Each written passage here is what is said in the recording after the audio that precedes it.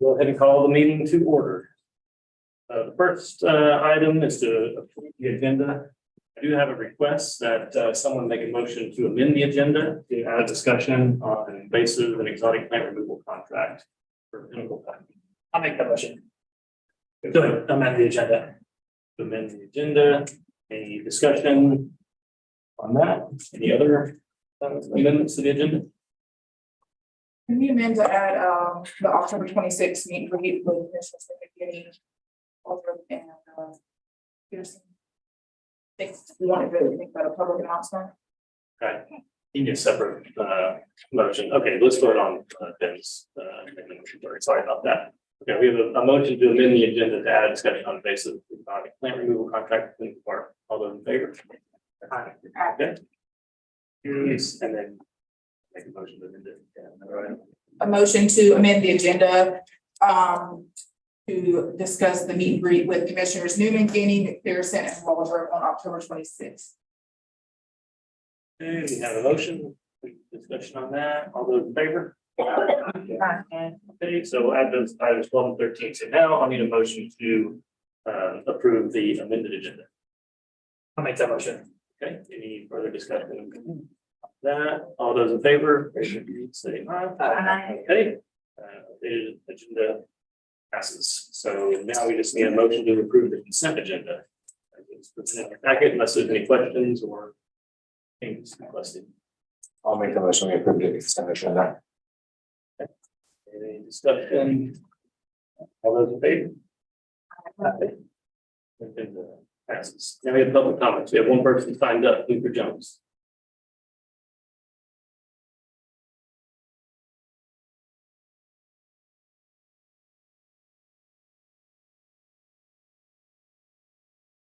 You have someone else signed up too, by the way. She just signed in. They're on there. Oh, someone added their name over there. Okay, got it. Okay, two quick items. One is that apparently the Department of Transportation is making some changes of their plans down in 107. You might want to check in. They've got the crews out looking at things and doing new surveys and reworking things. So you might just want to familiarize yourself with that. Second thing is graffiti. Of course, the Sylva police arrested a gentleman this past week doing graffiti in town, and he's going to be charged with 6 misdemeanors. Totally understand it. He's painting on walls which don't belong to him and didn't have permission to do it. Those walls, of course, are coming down. And I know that this council has nothing to do with the legal ramifications of this. But my suggestion is this: a while back, there was a suggestion made by the Arts Council that we have a graffiti wall set up by the town that would periodically be whitewashed over and have available for public graffiti. I noticed that our skate park down here gets graffitied all the time. So it might be something worth looking into, just setting up a public graffiti wall. If we don't, we're stifling some of the artistic work that's in the area. I realize that, I put it this way, that's free art. It may not be your style of art, but it is free art. And if it's in a place where we can control it, if it's in a place where we set the regulations and the rules for how it's used, then I don't see a problem with the graffiti. That's it. Put it this way, it doesn't cost $10,000 to put it on a wall. Oh, one other suggestion. The other suggestion would be that if this gentleman is found guilty, which he probably will be, my suggestion would be that if he has to do community service, let him do public art for the town. You know, he's got the skills. And work with the town instead of against it. Someone else signed up. Are you speaking on an agenda item or do you have? Agenda is. Yes, she is. Okay. I'm sitting here. Okay. Are you Marty? Yeah. Okay. All right. We have you down on new business. So we'll give you your time shortly. All right. That closes public comments, and we'll move on to reports. Mayor's report. The only thing I have to report is that we have a survey out right now on Pinnacle Park, and I would encourage everyone to go out and fill that survey out, whether you live in city limits or outside of city limits. It's valuable information that will go into help us determining what we want the future of Pinnacle Park to be like. So please go fill that survey out. If you go into the town's website, it'll be right at the top. And that's all I have. We'll start down there at you, Mary. Sure. My only item on the agenda, Luther has just touched on, and it's Highway 107 and the lack of updated information that we have. And I'm concerned, just as the town of Sylva, what we're doing to mitigate losing businesses in the town of Sylva. I've seen several, as have you, on 107 that have recently closed or being told that they're going to be closing. And I don't see them popping up anywhere else. And I don't see any signage saying where they're relocating to, which concerns me in terms of employment opportunities for those people that now are finding themselves unemployed, or let's say a restaurant or a gym that has a lot of frequent visitors that suddenly are going to be without. So I have a huge concern about what we're doing as a town to help mitigate this problem. I went onto our website just to see what we're putting out there. And if we all click on our website, I was encouraged that we do have a link that people can click on that says North Carolina 107 R 5600 Road Project. However, I was really disappointed that most of the links don't work. And I don't know why they don't work. For example, the relocation assistance brochure doesn't work. Mary, those are all taken down yesterday as they're being reorganized. They'll be right back They'll up. be back up. And Yeah. then the most recent news is from September 2018. So is that the most recent newsletter that DOT has put out? And if it is, DOT, I'm asking you to put something out. There's a lot of people that are circulating about a roundabouts. Maybe you're doing a roundabout. I'd love to know if that's true. You've said it's not true in the past. So it would just be really great if we had an updated information and if we could report on what we're doing to help businesses. Thanks, Mary. Good evening, everyone. So just a couple of things. So I guess it goes along with 107 is one of the buildings is being torn down, turned into a practice fire for the Sylva Fire Department. I was lucky enough to go ride along, basically just hang out and spend some time with the chief. They also brought in Savannah, one of the Savannah trucks. As well as Lake Junaluska, the chief was there as well, just because they don't get these opportunities very often to actually have a building on fire and practice and get in there, especially for some of the younger firefighters who haven't actually had the experience. So they get to go in, they set the place on fire, and they have teams going in, cycling through, working on techniques and watching how the fire works and what happens. It's also, gave me a really good or better understanding of, kind of the complexities of the fire department, how much a lot of that equipment costs, how much equipment is there, and how well trained the Sylva Fire Department's firefighters are. It was a great group of folks out there. I was really proud of the town to spend some time with them, and they're really some dedicated folks out there. There's volunteers as well as the paid folks. Other thing, we had our third Civil Pride over the weekend, and thank you, Chief Hatton and Jake for kind of setting up the route. There wasn't a hitch. It went really well. There were no issues. Again, it was just a fantastic day. Everybody out there was just feeling great, and I'm so glad that we were able to have that, and look forward to having our fourth one next year. That's it. Thank you. Yeah, just to reiterate, Pride was really an amazing thing. This is the third year I've attended, and this is by far the best year that we've had. I think there must have been at least 500 people in March, and it went off without a hitch, and I really appreciated all of the efforts of the town to put on that event. The other thing I wanted to mention was, so we have a timeline for the public restroom, and I would like to for us to look into having that restroom be a LEED certified building. I don't know what the costs are, but I would like when we go out for bid to talk with our bidders and have it in mind that we would like for this as a statement to be anything that we build for the town of Sylva to be a LEED certified building, sustainable materials, modern technology, things like that. So I have in my mind. So just in reference to your comment, Luther, about the graffiti, you know, we had a public art committee that came up with a call for the Sylva mural, and the call for the Sylva mural was a $10,000 call from a professional artist, and we had 33 responses to that call, and all of those people were worthy of doing a mural. And the process for having that mural made was a juried process. So it came from citizens from the town of Sylva, from Jackson County, to choose that mural. And what we got was a mural that was painted professionally with a maintenance plan that's going to last for 50 years.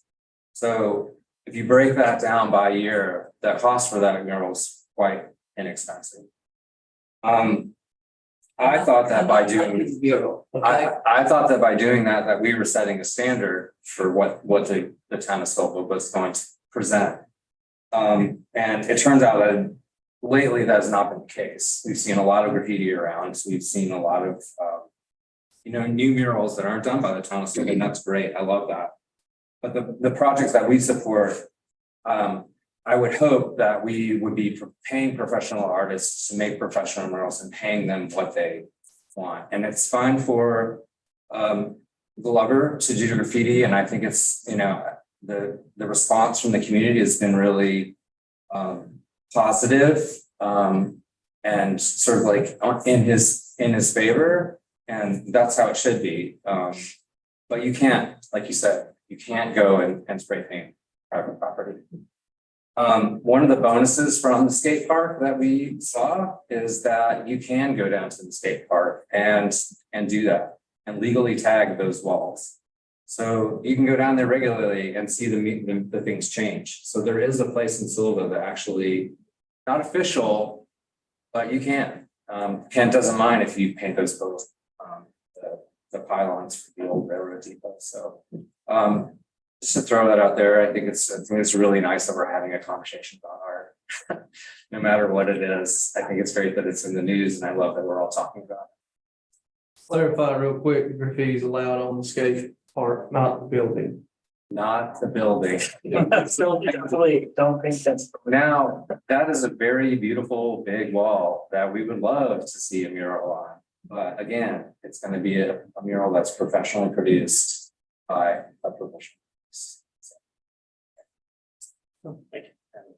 I have nothing I have nothing to report today.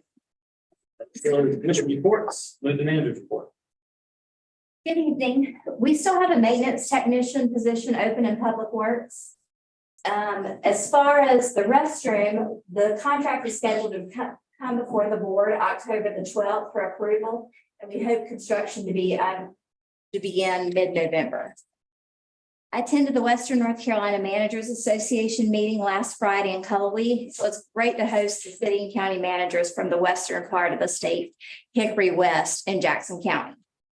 Our audit field work was completed last week, and you all will get my 360 evaluation link if you haven't already gotten it. It's coming from Concord Consulting, so please be on the lookout for that. And I'd like to let Jake give a project update if that's okay. Hey, everybody. Let's start with Allen Street. The south wall has been completed, so both the big walls are completed now. You're going to start to see some rough grade kind of appearing. They're still moving dirt back and forth for the equipment to travel around on. But they've started the wall. They did the first lift of the drilling for the Bryson Park wall today. That's a smaller wall that won't take nearly as long. Storm and sewers going in more and more daily. They're coming down the hill now with both of those things. Floss is on schedule to begin their water line installation in the next several weeks. They're waiting for basically to be out of everybody's way so that they can keep Allen Street proper open on one side or the other and not have it too jammed up there.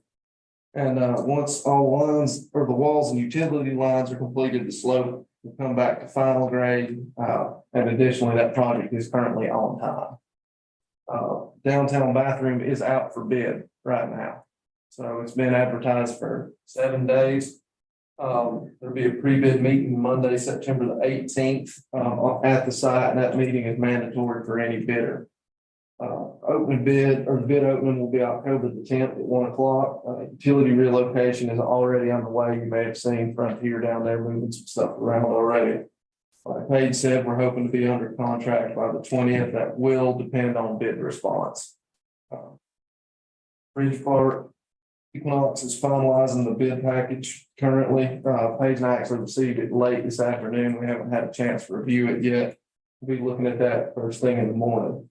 The goal is to have a bid advertisement date for that project on by September the 22nd, and a bid opening on October the 26th. ARF has already begun the removal process of their building. They're going to the new facility at the Green Energy Park.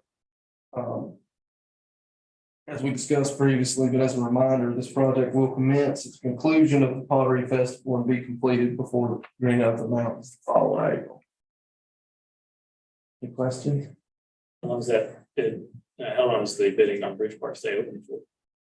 We haven't really finalized any of that yet, but it will be, if it's, 30 days. Yeah. And that would put it before that contract, before you all, the first meeting in November. yeah, so, Getting close. yeah, September 22nd it'll be advertised without any setbacks, and the bid opening will be October the 26th. So yeah, Friday.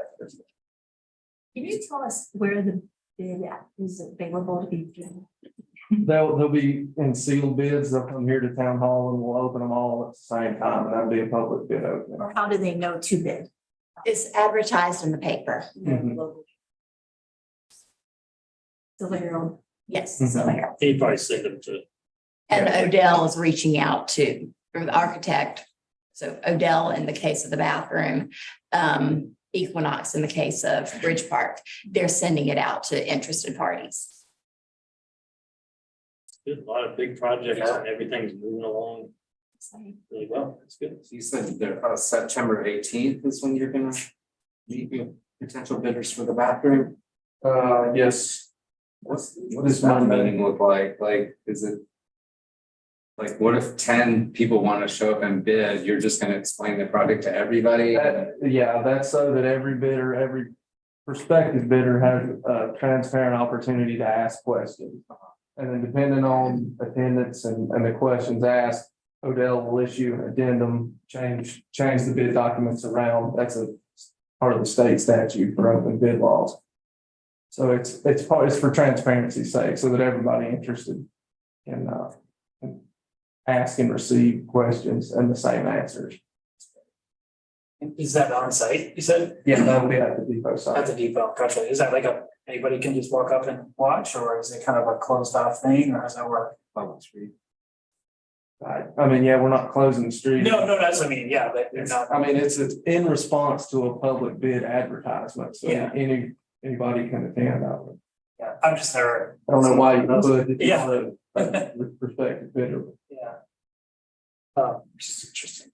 Yeah, and so the lines, the power line, well, I guess they're more communication lines that are being moved. Is that what's? Yeah, all the lines being moved are communication. The 3-phase power doesn't have to be moved. Right, so those big fat lines are gonna go down. Uh, Oh, they're gonna go up. They're gonna extend those poles up. We were talking about burying them. That was Yeah. gonna be $50,000. We Yeah. got them raised for just under 5. Sweet. Oh, strong work. That's awesome. Oh, really well done on that.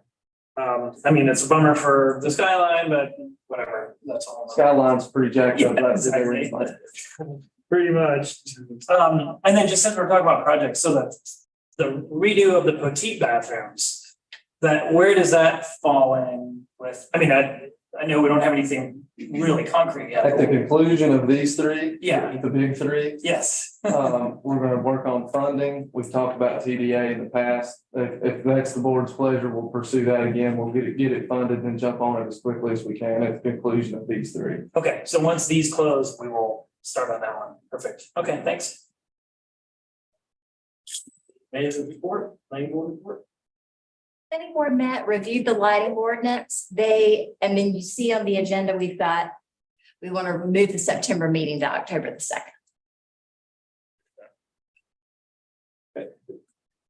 Planning board report, so.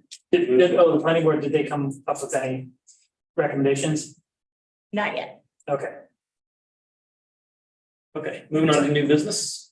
We have proclamation for Constitution Week. Marty, talk about that? Thank you. Yeah. My name is Marty Ash, and I'm a member of the Daughters of the American Revolution. On September the 17th, the United States Constitution will be 236 years old. The initial 7 articles were crafted into a 4-page document written primarily by James Madison, with Gouverneur Morris writing the preamble. Information was presented to the Constitutional Convention, which met in Philadelphia from May through 1787 for drafting. Once ratified and signed on September the 17th, 1787, it is considered to be the world's oldest written national constitution still in use today. In 1956, President Dwight Eisenhower designated the week beginning September 17th through the 23rd as Constitution Week, where he urged all of us to learn about the Constitution in our schools, through ceremonies, through activities, and mayoral proclamations. Today, the Daughters of the American Revolution celebrate this week beginning on the 17th at 4 p.m., the time that it was actually signed, to ring church and community bells, marking this historic and hugely important date in our history. We ask the mayors in our communities to sign a document proclaiming this week, the 17th to the 23rd, as Constitution Week. Thus, I asked Mayor Nessler to sign this proclamation benefiting the community. Sylva. Okay, any questions or comments? Okay, do we need an official motion to adopt the proclamation? All right, go right ahead, somebody. Be happy to make that motion. All right, we have a motion. Any discussion on that? All those in favor? Okay. Aye. Okay, so motion carries. I've already signed your proclamation. It's right here. Would you like a picture? Please. Okay, you got a camera? I do. All right. Everyone want to? Yeah, oh, you know what? I don't have it. I left my phone in the car. Yeah, we'll get a photo. Take it and send it to you. Okay. Yeah, you can. Okay, I'll come. There we go. I was afraid the phone would ring. You gonna stand behind you? Yeah, sure. I mean, yeah. Great. Okay. Okay. All right, sure, like we can get us all. All three. 1, 2, 3. 1, 2, 3. 1, 2, 3. Mhm. Okay, I love it. Thank you. Thank you. Yeah, absolutely. Appreciate it. Yeah.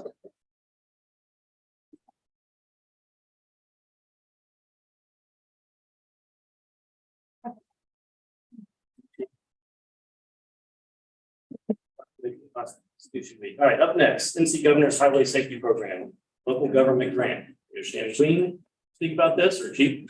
Let's introduce it. Afternoon. So you remember back a little earlier this year, we talked a little bit about Governor's Highway Safety and a contract that was coming up in a resolution that then it was based on a federal time cycle, which starts in October. That one was just kind of off due to some different stuff, but now we're trying to get it back on board from the yearly grant. So this is the time of year. So where you do a resolution as a board to approve that allows the town manager to sign the agreement of conditions. We talked about reading it to see if we had to actually bring it before the board. When we actually read the resolution, it actually says that the board must do the resolution. So what that is this year is a $30,000 match-free grant for traffic safety. Previously, the chief was able to buy some traffic safety equipment with it and also attend some training. But we chief was able to get some LiDARs, which is laser versus radar, which is a lot different for the town of Sylva because LiDAR seems to work a little bit better because it's basically a laser shoots out. And you haven't noticed, it's really busy out 107. So anytime you're trying to pick out which car it is, laser's better. So the trend is to kind of swap towards laser high traffic areas. So he was able to get some of those and update his equipment there. He's also able to purchase and use a signboard that's much like the one that's been on Back Street for a long time, I believe. And that's in process right now to be the second one installed. He's working with a property owner as opposed to a DOT right away, working with a private property owner to get permission to put it up on their property. And so that's going to be solar operated. It doesn't require any power. So it will be up somewhere. We won't keep that little secret, I guess the chief hasn't said yet, but I believe those things really do work about reminding people to slow down. The majority of everybody doesn't want to speed. They just need a quick reminder that, hey, I'm going a little too fast for what's going on. So I think those things really work. So that's what today is just a resolution that approves that the town of Sylva can actually complete this grant process and give the town manager the permission to sign the paperwork. And then once she signs it, it gives the permission for me as the project director to manage it on the town's behalf. And then basically Lynn would sign it that she's willing to accept funds. So she'll be accepting $30,000 for equipment and training at zero cost to the town of Sylva. Yeah, we like grants with matching funds. I got that. Yeah, okay, I motion that we approve this resolution. Good enough for you? Okay, any discussion on that? Am I able to ask a question Yeah. for you? Do you think that one of those signs could eventually maybe be on a road like on Savannah Drive, maybe? Even if it's on like a private? Yeah, absolutely. Chief definitely needs to answer that Yeah, question. they can be put in different places. It's not easy to move them around, but they can be put in different places. This one, our signboard will also give speed warnings, that kind of thing. That's usually, it has wheels. So that's usually the one we'll move around. Right now, it's tied up mostly with Allen Street, but yeah, it can be put wherever we have a pole that doesn't work. So, and it'll run off batteries if we do that usually. You gotta remember, battery, it's not the best system by no means. The solar system is way better. And even then, if we have 2 or 3 cloudy days, then you get the little battery life from it. But the new sign is just like the one on Mill Street. It'll say good job if you drive the right speed. That I can't tell you how popular that sign is. I hear about it all the time. So, But if you've got a it specific can be place, put I think the chief is interested in hearing let it. us know. Because I do think that the majority of people, you're just looking to, write tickets to people that otherwise won't comply with what you're asking them to do anyway. So I think the average motorist doesn't want to speed. The sign does a lot of things. It counts traffic too. So we have about 6,000 cars a day that have to come down that street. And it'll also tell you how many cars slowed down in the beam, right? So when they see the sign, it tells you how many slowed down and how many didn't. It's made. And it's a really high number. It's really high how many people see the sign. And then by the time they get to it, they have slowed way down. And the plan for the other side, it's not a secret. The plan for the other side is to try to catch people coming into the innovation crosswalk. So before they get to that crosswalk, they've got that warning to slow down. Hopefully, they're going through that crosswalk a lot slower than they are now. So I had a citizen approach me that lives on Savannah Drive about speeders and their children that live there. If we could look into possibly doing something like that permanently on Savannah Drive on that curve that right before you get to First Avenue. I think that would be that. I don't know, they may even be open to allowing you to put that on private property. I'm not sure. So yeah, we have 2 of those signs now. So to put it there permanently means that it couldn't be moved around to other places, but we can definitely. How much are those that peaks again? They're about $49.95. Yeah, well, they're $49.95. Yeah, I wish it was $49. Yeah, $4,995. Anything more than $5,000, the federal government wants a different audit because it's eventually federal funds that are coming. So yeah, the vendors have understood that, so they priced it at $49.95. Isn't there also a subscription fee to those things? Depends on how fancy you want to be. So you can buy, there's $1,500 a year per sign that you get this fancy software where you can do lots of cool things with it. But this particular sign, we did not purchase the software because it's not covered by the grant. And so that means basically you just have to go out and hook up to the sign and you can still make changes to it, but much less convenient. It's not as, that packet, that $49.95 package has been created to make it that price, right? So it's not the same one. It's for a grant so that we can get underneath that cap. But that 1,500 that he's talking about will allows you to Do lots of- sit at the office and read it all real time, change, make settings to it. It's, I think, designed for areas a lot larger than Sylva and has a whole lot of different boards out there. They can make changes to all of them kind of at one time. So it probably not economical for Sylva, $1,500 per sign to do it, but it's a great program. It's just, I think, way too cost prohibitive. And that 1,500 would come out of our budget, not out of the grant. So that's what we don't have. And there are smaller, different signs that are available out there too, that are potential in the future that hopefully this can be a little more reoccurring, but this is in the second year of it. Forgot to mention, he's also able to buy laptops, a couple of laptops to replace that the town didn't have to, otherwise would have typically had to use existing town money to replace. So I think he was due to buy new LiDARs, like the radar sign, like to add it, but I think the big thing was that he actually replaced 5 pieces of equipment for the LiDARs and 2 laptops without having to use any local tax dollars. Any other questions? I'd like to revise my motion, if I could please.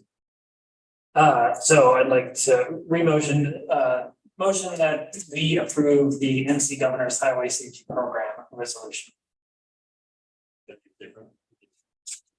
Just rewording it. Well, no, before I just said more formal. Yeah, it's more formal. Yeah. We have any further discussion on it? No. Okay, all those in favor? Pass. Okay. On to our next item, safe haven box discussion. So Commissioner Newman, you brought this one to the board, but we also have someone, I believe Rachel Huffman, to speak on it. Who wants to?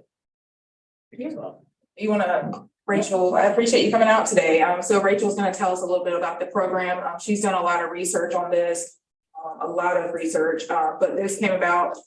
Rachel posted on Facebook that she wanted to see this in one of the surrounding counties, and I reached out to Rachel and we talked and decided that maybe we could shoot for this in Jackson County. Right now, there's only one other box in the state of North Carolina, and that's Ashe County. So if we were able to make this a reality, it would be the second box in North Carolina, and it's a way for mothers to anonymously. I'll let Rachel tell you more about the baby box. So our state has a safe haven baby law, and right now that law states that somebody must present themselves to law enforcement, EMS, fire, to surrender their baby. It cannot be anonymous, and the safe haven baby box is an extension of that law for somebody to be able to surrender their baby anonymously. The boxes started being implemented back in the year of 2016. Mostly in the northern part of the United States, and they have had over 100 babies surrendered anonymously since then. It's also resulted in more people calling the crisis line that's associated with it, which is posted on the box, and another 100 private adoptions have taken place over those anonymous surrenders where babies were placed. I have worked off and on for the last 20 years in our region's emergency rooms as an emergency medication specialist, and I see women in crisis every day. And a lot of those women crave to remain anonymous after sexual assault. I first became passionate about safe haven laws back in 2001, when a lot of the laws started being adopted in the Eastern United States after my own experience in 1999. Where I conceived a child as a result of a sexual assault. Right now, North Carolina law states that we would have to create a city ordinance in order to place a safe haven box. Safe haven comes out and provides all the training associated with it, but before I can even fundraise, I have to have the city know that I have that intention to create that city ordinance and to be out in the community fundraising for the box. So the cost is typically $11,000 to $16,000 from start to finish. depending on the location that it's placed. I see a lot of, we're having trouble keeping providers in this area. For healthcare. And with that becomes even more of a stigma.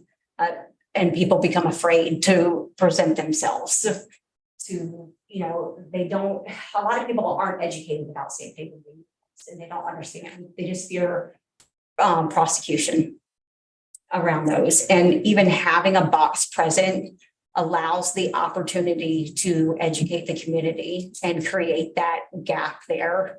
I think especially with the growing university, as regions around us, as reproduction laws are changing, and again, that access to healthcare, especially in this area, the maternal vulnerability scores for Western North Carolina for poor pregnancy outcomes are very high.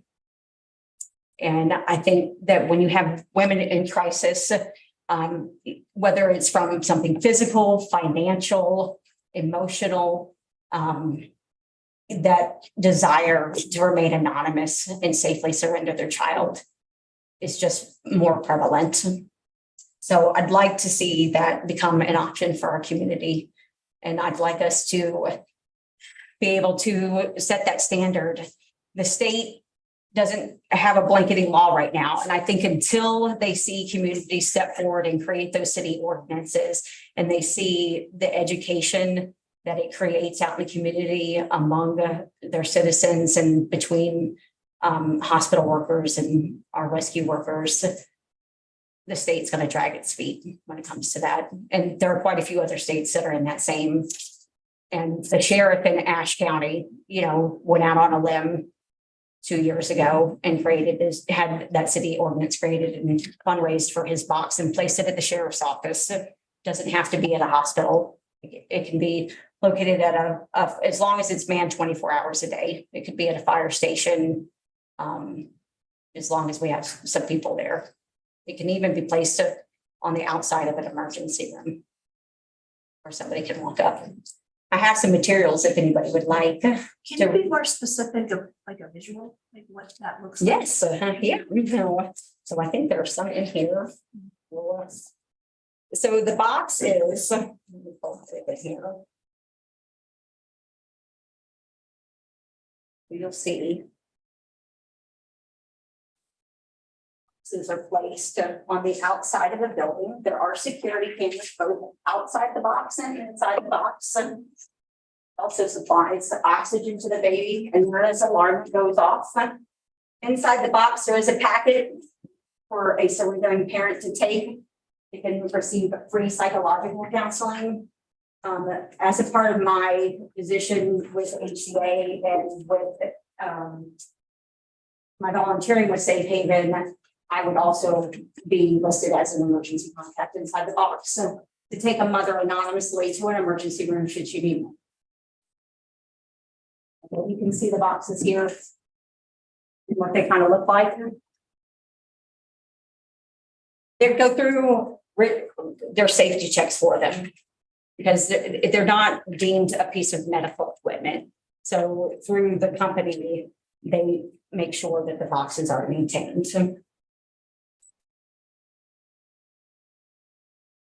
So you don't need us to give you any money, you just need us to draft a resolution and pass the resolution? Yes, I just need a drafted resolution. Is it resolution or? It's for an ordinance. So I do have a sample that Safe Haven had given me of an ordinance. And then I believe Natalie and I also have one that another county had passed. I've reached out to Ashe County and have not heard back if they could provide me their ordinance, and I just hadn't heard back just because I didn't know what the wording of that would look like. But they did offer me a sample from Safe Haven.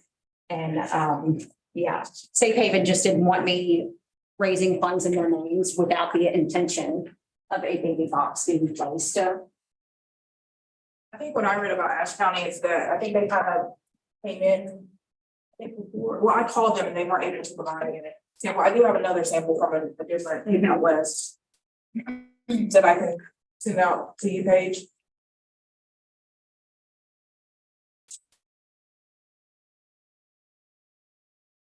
for discussion on the matter, or you have, or you want to? No, unless anybody has any questions, so. Yes, it's, well, Okay, then. Well, you want to go ahead? Okay. So just kind of, if you could, and I know you see probably some really difficult scenarios, but walk me through, because it's basically how it's understanding it is this is someone who was just given birth, just recently given birth. to a Yes, it child, needs to be or within 7 days. within 7 days, Yes. so up to a 7-day-old. And they have decided for whatever reason, they are unable to care for this child for multiple reasons. And they want to give up the child, which Yes. you know, of course is a huge thing. And how would this differ from someone who wanted to, you know, the baby box versus someone who within that first 7 days, I want to put my child up for adoption? So what are what does the baby box add to that? It adds the ability to remain anonymous. You're able to walk up to that box, put the baby in the box and walk away. And the alarm will sound 2 minutes later after you walk away. So you have 2 minutes to return to the box if you have some sort of change in heart. Otherwise, when you surrender a baby, and I don't know if our police department has ever had somebody walk through those doors and ask to surrender a baby, but there's usually a lengthy process that happens with that. And they're taken to the hospital, social services involved with all of that. And some people tend to shy away from that because they fear being prosecuted. And you're talking about women who are typically on the younger side, who are in mental health crisis. It's even a safety measure for some of our EMS workers. So it puts the focus on that baby and getting that baby a health exam and getting that baby somewhere safe where it can be cared for. But yeah, I mean, whether they take the available help to them, any of that's help. Whether it's financial help, psychological help, that's up to them, whether they call that number or whether they take that packet out of that box. So, you know, it really shifts that focus just for taking care of the baby. And then, you know, you have that buffer for our EMS workers. As somebody who works in the emergency room, I can't tell you, I've probably been assaulted 5 times this year. So, I mean, you do create that buffer. And and it's the ability to be completely anonymous. Yes. That is the Uh-huh. the uniqueness of the Yes. of the baby box. And I would imagine also, you know, it's in a lot of ways, especially if someone is in severe crisis, it's also, you know, potentially life-saving for the baby as well. Yes, yeah, I mean, because otherwise that baby could end up somewhere else. And unfortunately, we see that a lot in the United States. So it's happened 50 times in the last 12 months. And most of those infants died within 24 hours. Once if a baby is put into the box, so again, it's all set up so their notifications are probably basically immediate, I'm imagining. Yes. And what happens to the baby after that? Well, depending on where the box is located, we're going to automatically reach out to the Department of Social Services, is going to be immediately notified, and the baby is taken to the emergency room to receive a complete physical. And that's going to happen within 30 minutes. Okay. Yeah. And then from there, I would imagine that is it DSS or is it, I mean. Yes, Safe Haven also has a process. They have people listed throughout their agency that have signed up for private adoptions. So there are some resources with Safe Haven that could step in, you know, but it would be an immediate placement in foster care if the baby was in a health condition. So, and I think it's important to note that I know it was scary for me to look at, like, were babies being placed in this box that needed immediate medical attention, that had already suffered, you know, whether they were shaken, dropped, ignored for the last day or two and not fed. And that is absolutely not the case. It's only happened in like 1%. So, yeah. And I think, you know, the buffer there of being anonymous allows again, that safe place. Because they know they can walk up and there's not that time period of, what do I do? And are there, I imagine folks have looked at like where to make the location, not just the box, but the location itself anonymous. So someone isn't walking up and there's a big, camera or something, just in a, is it truly to be anonymous? Is there other ways Yeah. to make this? I mean, no, there's security cameras. Yeah. And those measures are put in place in case we have an infant that was ever surrendered and Correct. was deceased and things like that, so that law enforcement can have an avenue, to pursue that. And that was one of my concerns when I looked, does that happen in these baby boxes? And it's just not happening. So we had 2 infants that went to the NICU out of the baby box out of the hundreds, and neither of them passed away. So. Yeah, I just wanted to, if this all becomes reality, just to make sure that the mothers know that it is truly, just Yes. preserve the anonymity. Yes, and that would be part of what Safe Haven has promised to support me in, is going out and speaking, especially among like Western Carolina University, and really starting to educate that the box is there and what it's there for, and kind of how it works and things like that. The nearest box to here is actually not in the state, it's located in Knoxville.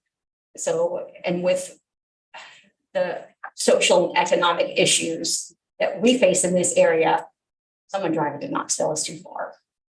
If that's something that they desired, even if they did that research, and knew that that box was in Knoxville, it's just too far. Yeah. So just what I'm hearing is it's a safety measure for the child, for the baby. Yes. That's first and Mhm. foremost. Yeah. And then also, and well, that's, to me, that's my takeaway. Yeah, I mean, and removing that child from the surrendering parent's care, I mean, may be a life-saving measure for them as well. If they again do have that opportunity through Safe Haven to get that psychological care. I will be a contact point for the psychological counselor, to come out and pick them up should they choose they need help and would like to be taken, and have an advocate with them in the emergency room. That, removing the child from their care could be life-saving for them as well. Thank you. Any other questions? Yeah, I have a couple of comments. Okay. I think these boxes are very well intentioned, but I do have some concerns about them. One is that, currently North Carolina law gives you the option of surrendering a child to, certain like law enforcement, emergency personnel, things like that, but it's always a person. Mhm. And the reason why that is like that is a good thing. It can be. Because one, when you place a baby in a safe haven box, you've terminated your parental rights, and that's something that the mother's not made aware of in this case. Whereas when it's surrendered to an individual, they're required to be made aware of that.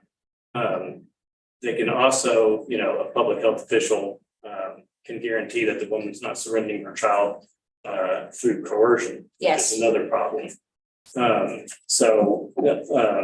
think that's the reason why North Carolina law is written that way. And I think the reason that you need an ordinance for this is to somehow circumvent that requirement or force the state into changing that requirement. So that would definitely be something that we would need Eric to look into a lot more before we move forward with that. But in general, there are a lot of articles out there by public health officials that are very concerned with the growing number of these boxes because there is a very good system in place right now, although it can lack that anonymity for surrendering a child that has all those safety checks that ensures that the baby's health information is accurately passed to medical professionals and that the woman is not a victim of abuse or coercion and that they're aware of their legal rights.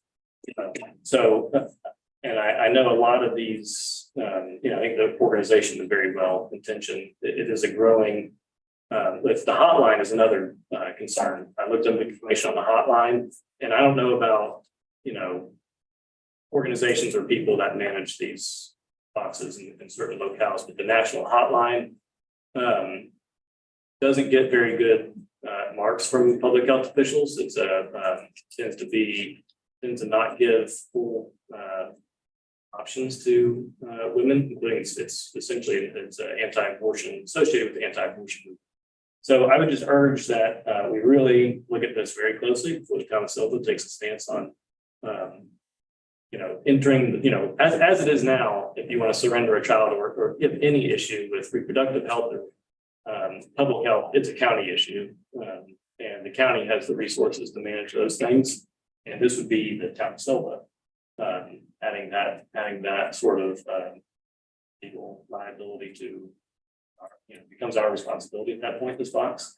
So if you all want to move forward with this, make sure that Eric research those legal questions quite thoroughly, and that you consider too the a lot of other opinions from other public health officials on these boxes. And you're welcome to respond to any of those. Yeah, I mean, they're all valid concerns. And I think we live in a changing society, and some of our state laws don't necessarily meet the needs of that changing and younger society and the challenges that they're going to face, and the way that they maneuver socially as well. Yeah. And, I say we have the systems in place to deal with, an unwanted child, but, these boxes are there when those systems have failed, and they do fail. I think Jackson County's public health department is above par, but yeah, that's not to say that those systems don't fail and there isn't a place for these, but it makes me very uncomfortable, the concerns that these boxes bring up. It's up to you all on how you want to move forward. Can we take no action today and just have this information to research? So, okay, I'm hearing you want to do more research on it. Can we have Eric look into the legal part of it? Yeah, I'd like to look at a couple more ordinances that deal with this. Specifically, language, how they presented that language to that forward. Yeah, I don't think we can take any action today. Eric doesn't even have Yeah. Any other questions or discussion on it? I think it also be reasonable to have the health department, talk to the health department as well and get their take on it. So we'll be in touch. All right, thank you. Yeah, thanks. Okay, anything else on the safe big box discussion? Okay, close. Okay, we'll put that one. Resolution of intent, ordinance amendment, section 36 traffic. And you have that in your agenda packet. You have an overview? Yes, so you've got two sections, 3610 and 3611.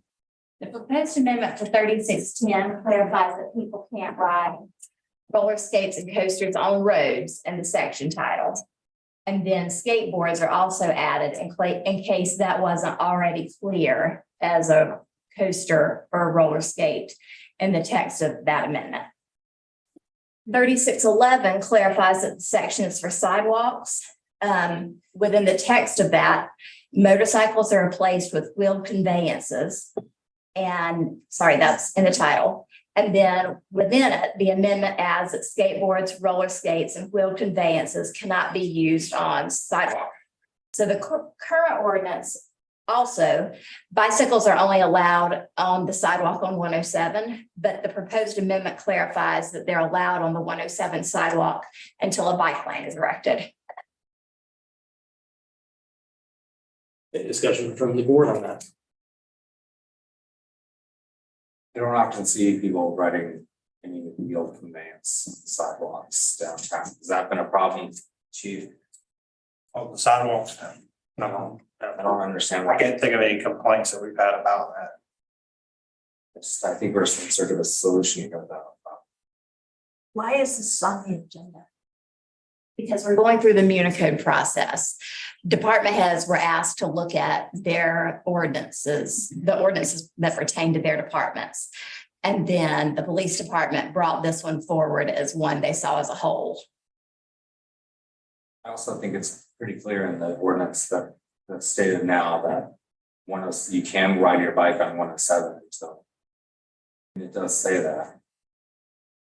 Well, I mean, state law, you can ride your bicycle on the highway, you can take the whole lane, is how the law is written, state law. Now, well, there was that one guy that did that, but most people are not gonna do that, for a lot of different reasons, it's not safe. Yeah, I mean, I don't know, there's no safe place to go up and down 107 on a bicycle, although you can. But you'd be pretty much fighting with cars and trucks and such. Okay, am I hearing that we do not want to change this ordinance to add skateboarding language? That'd be my preference. I'm just feeling like skateboards are a mode of transportation, just like bicycles are, and I don't feel right about when people have their transportation. Yeah, we're sort of trying to encourage people not to drive their cars so much, and here we are passing an ordinance that you can't ride your skateboard. Okay, so for clarification though, right now, the ordinance does not allow for roller skating on the sidewalk. But if you want to take, I mean, in order for there to be some type of cohesion, county needs to be all in or all out, I would say. So whatever your purpose is on that, I mean, are you saying then that we need to?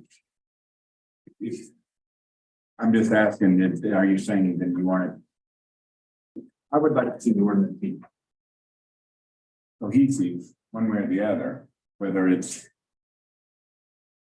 roller skating you can or roller skating you can't, same way with cherry picking, the roller skates can't and skateboards can. I mean, from a safety standpoint, I could see why it's in there because you don't want people, roller skating or presumably people that are walking are more able to stop quicker or see traffic as opposed to like a child on roller skates or a skateboard who's skateboarding on the sidewalk and may fall without any traffic or whatever. But the cohesive thing, I'd say we either go all in or all out. So, I mean, unless I'm missing something, it kind of is there, right? It's just not, it just doesn't specifically use the language skateboard. Right, I mean, it says no person upon roller skates riding in or by any means of any coaster, toy vehicle, or similar device. I feel like that covers skateboards. The only, Greg, you asked about complaints, the only complaints we get, we were talking about riding a skateboard on the sidewalk, as far as somebody just riding down the sidewalk on a skateboard. I can't think of complaints we've had about that. What we do get complaints on though, are sometimes we got a couple groups of skateboarders and they've got, I've even seen ramps set up on the sidewalk before and they fall out into the road. That does happen. We do get that. I've had them actually fall out in the road in front of me when I'm driving. And it's like, they're on the skateboard riding, but they end up in the road because they fall or twist their ankle or whatever and end up off the sidewalk. So when you ask that about the sidewalk itself, I can't. Every now and then we'll have somebody complain about them being in some area or whatever, but a lot of times we go and they're not blocking the sidewalk, they're not in traffic or whatever, but they sometimes do end up in traffic. And sometimes I have seen them in the road with a ramp or whatever. And it's like, hey, when we're out through, we're like, hey, you can't be in the road. You gotta. Is it primarily in the B1 district? I think. So would it be reasonable to think of maybe eliminating it? District, but not within. I don't think this proposal has to do with eliminating skateboards from being able to ride on anything. I think it's just a language change. It's just adding the word skateboard instead of counting on it being included by saying that we're calling it a coaster, a toy vehicle, or similar device, right? Right. Yeah. So it's just you're gonna add the word explicitly, skateboard to the ordinance, or just keep it as is because it sounds like it's enforceable and functioning as is. And I can take from the police department standpoint, we're not driving around looking for skateboarders riding on the sidewalk. That's not what's happening. Something I learned about when we did the skate park here, when we were talking about the rules, is that if you get on a skateboard, you're the one who's liable for your safety. That's, You know, it's like, it's not anybody else's responsibility. So if you get on the skateboard, that's you, that's on you. So. And I think it totally covers skateboards, wheel conveyances, coasters, and I. What is a coaster, by the way? Can you have some clarification on I that? mean, but and also like. There's, I was gonna say, that's one of those things where it's like, if none of us here know what a coaster is. Yeah. But we do know what a skateboard is. We do know what roller skates are. We know, yeah. and there's all kinds of like machines being, fabricated now that like. One wheel between your feet, like what is that thing, you know? I think wheel conveyance is probably. Yeah. Is that the coaster? Well, I don't know. There's electric scooters all over. It's pretty open-ended. I mean, it's a rolling device. I mean, it's With wheels. says, I mean, I'm okay with it as is. On this. One of the things that's not being requested to be changed is that line explicitly allowing bicycles on the sidewalk. That's been in our ordinance on 107. Is that something that we maybe want to not explicitly say in our ordinance, since we are going to have bike lanes soon, and that's really not the safe thing to do anyway? So construction is supposed to start in July of 2025. So we're almost 2 years away. I don't know. We've learned a lot in the last couple of years about how dangerous it is to ride on the sidewalk, but I'm not a cyclist, so I can't speak to that in a bike, where there's no bike, riding on the sidewalk versus where there's no bike lane. If I had to ride down to Walmart, I would ride on the sidewalk. Like, there's no way I'm going down on the sidewalk. I would too. Yeah. And I think that'd be fine. The only thing that concerns me is that typically the reason bicycles are not allowed on sidewalks is because a pedestrian versus bicycle accident. I mean, you could hurt somebody, and if we explicitly say in our ordinance that person was allowed to ride the bicycle on the sidewalk, I don't know, is that not questionable legally? Do that? Should we not just take that out and let people ride their bike on the sidewalk? Or do you want to keep it? Do we have to have a public hearing to take that language out, or is this just something we could change by striking it?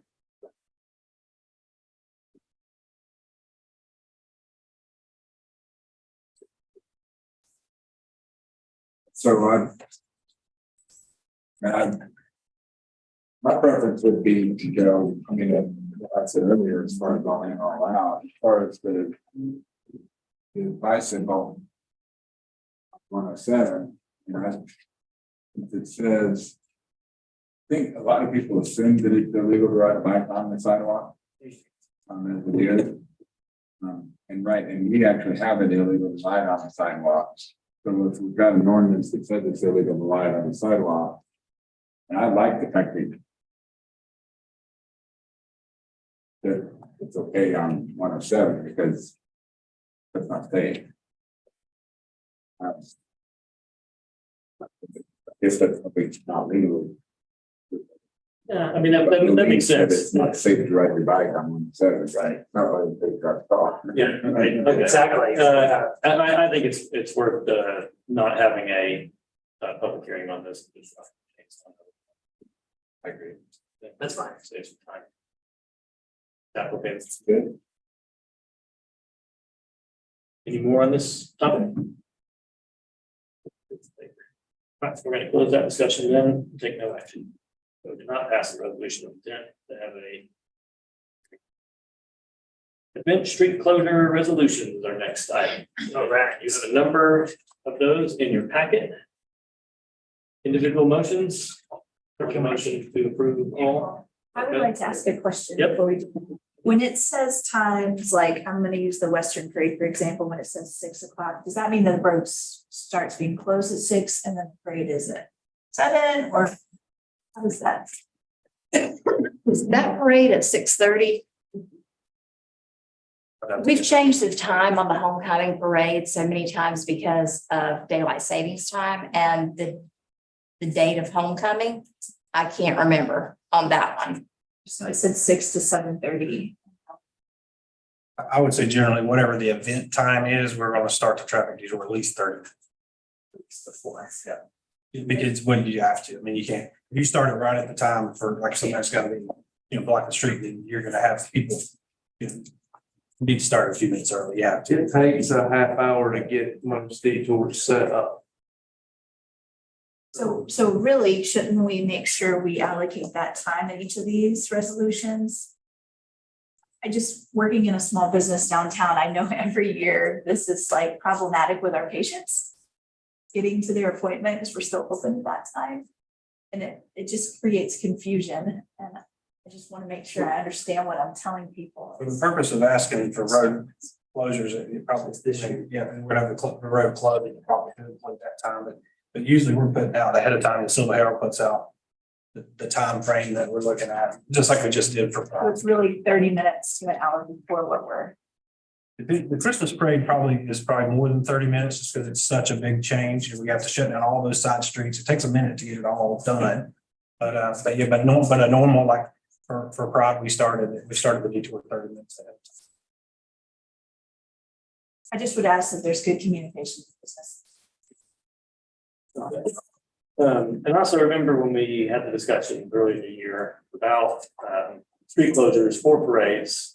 And the strain it puts on staff and the overtime hours it creates, that would be selective in our process for parade applications. And potentially reduce the comfort. So you have that option as well. I will say that Walk for Hope has been moved to Bridge Park, so you Okay, don't so have we a do have road one. closure. We do have one less. Right. Okay. Good. But if you want to approve them all, one large sweeping motion would work, however you want. Do we need to list each resolution?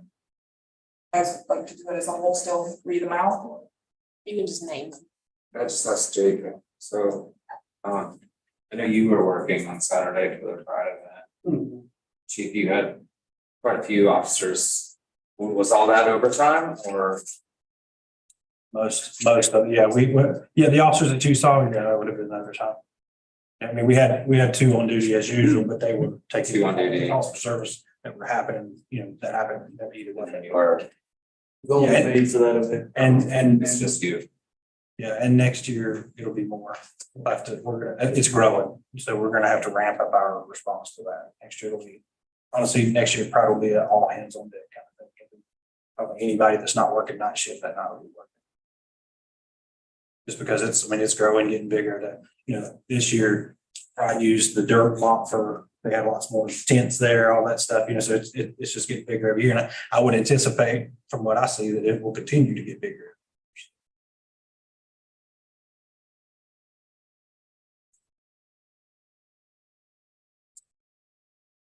All right. I would like to make a motion to approve the resolutions for the parade permits for Western Carolina University's homecoming parade, Treat Street, Veterans Day Parade, Christmas Parade, and Greening Up the Mountains, as well as July 4th celebration in Sylva. Okay. Any further discussion? All those in favor? Aye. Those all approved. Next on the agenda, rescheduling the September planning board meeting to October 2nd at 5 p.m. Yes, this is being rescheduled from its regular time because staff has a conflicting meeting. Anybody got motions today? I'll make a motion that we make that date change. Okay. Further discussion on that? All in favor, raise your hand. Aye. Okay, that meeting is rescheduled. We added a couple of items here. The first one is the invasive exotic plant removal contract at Pinnacle Park. We'll make this quick. So we put out a request for bids on that job more than a month ago. We received two, and the subcommittee for this task, which is myself, Sunny Himes, Ms. Desmond, Jay Coward, and Jake and Paige. That we took a look at the two bids. We selected one. We scored them, selected one, and $14,500 for an amount not to exceed that was our recommendation. The company was Michael Baker International, I think, out of Asheville. our expert botanists at Pinnacle Park Foundation, reviewed their methodology and they liked it in the process. So we're just asking for the board to approve a budget amendment to move 14,500 from non-water quality, Fisher Creek watershed funds into maintenance. Is that correct? That'll cover that, and then And Fisher Creek maintenance. and then once we hammer out the details of the contract, pay and sign that. Could you Any questions? maybe just elaborate for us on how that process is gonna work, like? The removal process? Yeah, Jake probably be better versed at it, but when we did the botanical survey, the Equinox did, they identified numerous patches, some of them quite large, of invasive plants in Pinnacle Park. Primarily a kudzu patch that's about 5 acres in size. So Michael Baker's process that they proposed was a mixture of cutting, removing, spraying. You can probably get much more. Yeah, so it'll be a mixture, it'll be herbicides and mechanical removal on the kudzu. So they'll do a defoliation treatment as much as they can, a lot of it's growing up in trees. Try to kill as much foliage as they can and then go to the base of each plant and get them killed mechanically, digging them out and stuff like that. Systemic herbicides will help. It's the plant pulls the herbicide in, it's applied foliarly, but the plant takes it into its vascular system. So it won't just be a burn down. And then others, there's small patches of a whole host of other invasives, but the populations on those are very small.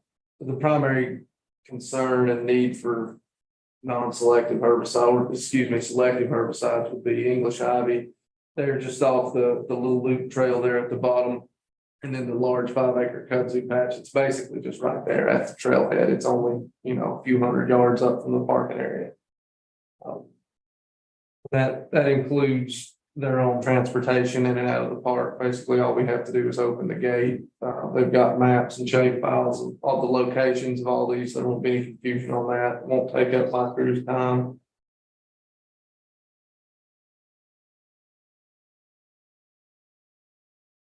All right, any other questions on it? Nope. I'll make a motion. I will make a motion that we move $14,500 to out of Fisher Creek to the maintenance budget for the basic plans. Contracts. Non-water quality. Non-water quality.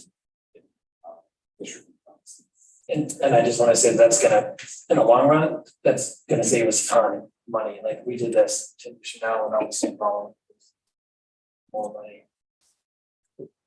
Okay. Any further discussion on that? Good enough. Discussion, all those in favor, raise your hand. Aye. And the last thing was the meet and greet. Scheduling that? Yes, so since there's gonna be 4 commissioners at that meet and greet, then we wanted to go ahead and make that a public announcement. October 26th from 6 p.m. to 8 p.m. Commissioners Newman, Guinea, McPherson, and Waldrop will have a meet and greet for the campaign at Innovation Sylva. That's all. Okay, and we already did this for the debate, right? Yes. Okay. All right, so it's been announced. You don't need any sort of motion or vote or anything. Do you? Do you? Yep, okay, We did the last one. okay, so. Motion. Is there a discussion? Yeah, just for absolute clarity, this is not a town sponsored event. This is just letting know people in town of Sylva that this is happening and just kind of following rules. It has nothing to do with the town itself. More discussion? Okay. Say aye. Aye. Okay. Yes. On the closed session, I would like to add, in addition, whoever makes that motion, in addition to the A5 for personnel contracts, I would like to add provision for 143-318.11.83 to consult with an attorney, and that has to do with the just so I can advise the board my initial thoughts about the baby box issue. So if we can include that part in the motion for the case. I'll make it one. All right. So you're- Yeah. Pursuant to General Statute 143-31811A5, personnel contracts and General Statute 143-11A3, consult with attorney and like to make a motion that we go into closed session. Okay, we have motion, any discussion? All those in favor? Aye. Aye. Okay, we are in closed session. Goodbye, everybody.